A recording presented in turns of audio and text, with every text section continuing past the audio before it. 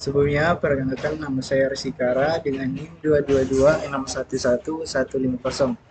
Baik, jadi pada kesempatan kali ini saya akan menjelaskan aplikasi sistem pakar yang saya buat, yaitu aplikasi sistem pakar untuk mendeteksi penyakit pada mata menggunakan program Python. Nah, di sini saya menggunakan library Think Trigger untuk menampilkan UI dari outputnya nanti.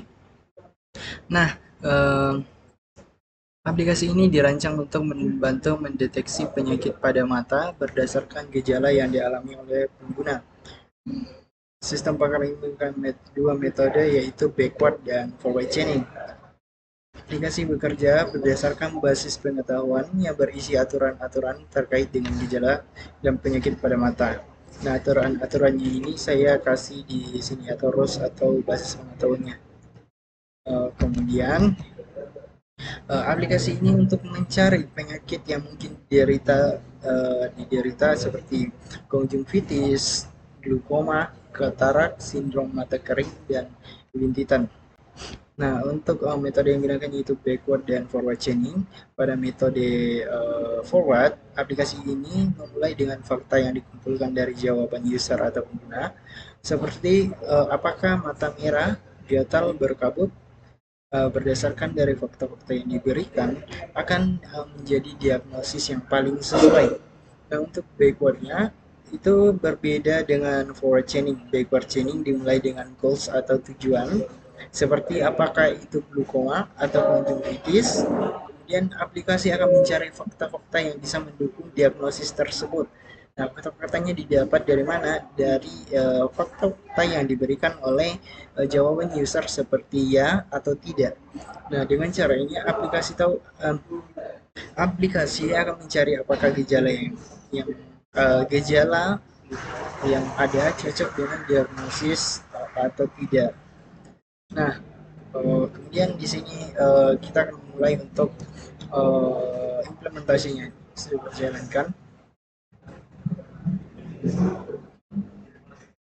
Oke, untuk sistem pakar yang kurang lebih seperti ini untuk tampilan UI dari library tersebut. Nah, di sini pertanyaan itu ada 10 pertanyaan ya.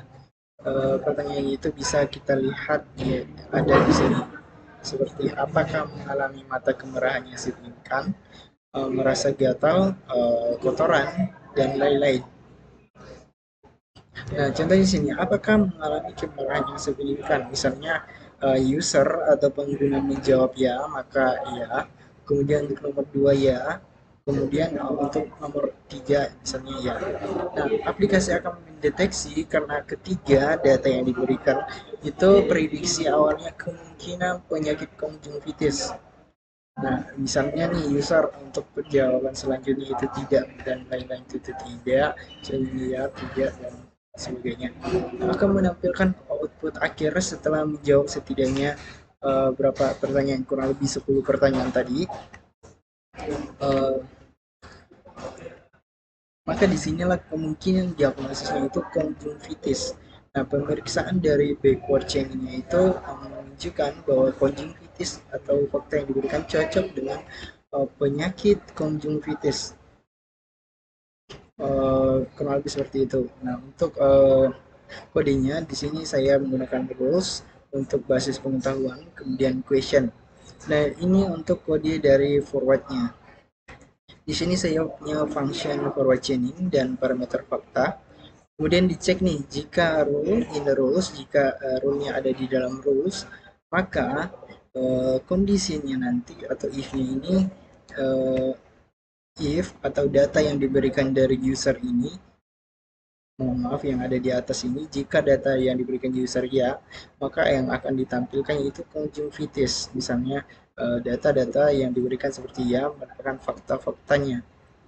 Kurang lebih seperti itu. Untuk forward chain-nya itu kebalikannya, dia menggunakan goals-nya dulu.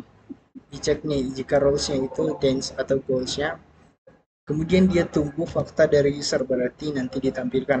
Kalau misalnya dia pilih konjungtivitis sebagai goals awal, pas dicek dari fakta yang diberikan user sesuai, maka akan ditampilkan bahwasanya penyakitnya itu memang konjungtivitis. Nah, kurang lebih seperti itu untuk implementasi dari aplikasi untuk mendeteksi penyakit pada mata menggunakan sistem pakar dengan metode backward dan forward chaining. Dan di sini saya coba lagi untuk coba lagi misalnya di sini jawaban usernya tidak, tidak, tidak masuk pada jawaban selanjutnya misalnya ya, ya, misalnya ini ya juga ya, ya, maka prediksi awalnya itu kemungkinan penyakit glukoma.